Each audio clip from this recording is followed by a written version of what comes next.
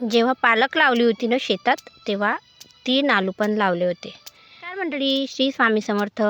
बघा 3 आलूचे किती सारे आलू निघाले. त्याच्या बाजूनं 2 झाडं होते आलूचे, तर ते गाईनं पाय दिला तिथं, तर ते तुडवले गेले होते, तर ते झाड मरून गेलं. म्हणून मी त्याचे नेले होते, तर त्याचे एवढाले निघाले होते.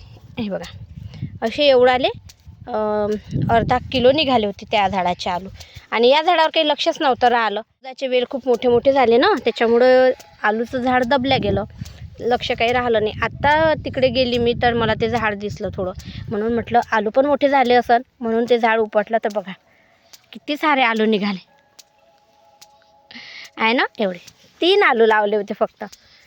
म्हणजे आपण आपल्या जमिनीमध्ये जर काही टाकलं ना, तर ते वाया जात नाही. याचा आकार कसा झाला याचा आकार वेगळाच झाला. खूप मोठा आहे पण हा बटाटा. सर्वच मोठे आहेत. हे मोठा, हा मोठा आहे, तो मोठा आहे. आणि काही काही म्हणजे 2 झाडं राहिले होते, तर एका झाडाचे हे आहेत मोठे. थांबा 1 मिनिट. हे एवढे आलू एका झाडाचे आहेत आणि हे दुसऱ्या झाडाचे आहेत. एवढे आलू झाले बघा. कोंब आलेले होते 3 बटाटे, तर मी त्याचे 6 काप केले आणि लावले होते, तर एवढे बटाटे झाले बघा. आणखी आहे तिकडे लावलेले, ते आत्ता लावले.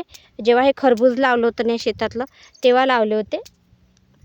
ते अजून यायचेच आहे. झाडं मोठे झाले. यायला बहुतेक वेळ झाला ना, त्याच्यामुळं माहिती आहे का, हे बघा आलूला असे आपोआप कोंब यायला लागले होते. पुन्हा तेल टाकून दे ना गं. हे बघा, आहे का नाही की पुन्हा टाकून दे त्याला. हे बघा असे कोंब यायला लागले, म्हणजे चांगले पानं वगैरे फुटले होते.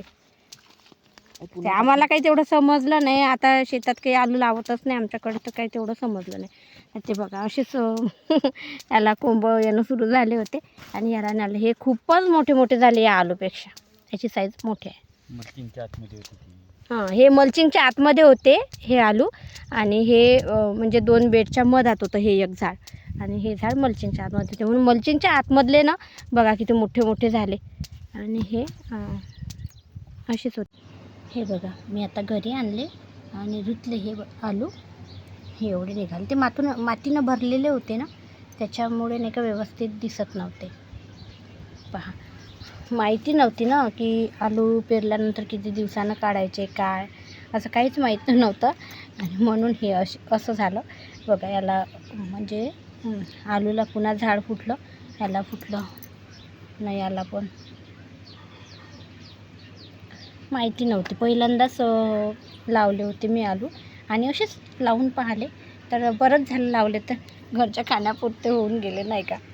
बघा 3 आलूचे जर एवढे आलू होत असेल, तर आलू लावायला परवडते. आमच्याकडे कोणी लावत नाही. मी प्रयत्न केला लावायचा, पण एकाही आलूचा जसा आपले आलू राहतात हां, हे जसा असा आलू राहते, पण असा न होता वेगळेच झाले. हे बघा याचा आकार आहे ना, वेगळाच आलू झाला हा. हा पण किती मोठा आलू झाले खूप मोठे मोठे, काही छोटे पण आहे. हे किती दिवसानंतर काढायचं ते मला माहिती नसल्यामुळे हे असे झाले, असं मला वाटते येणबेंड नाही का, आकार बदलले याचे. या आलूचा तर आकारच वेगळा आला. चेहरा पाहणं कसा दिसते, आणि मागून जर पाहाल तर कासवासारखा.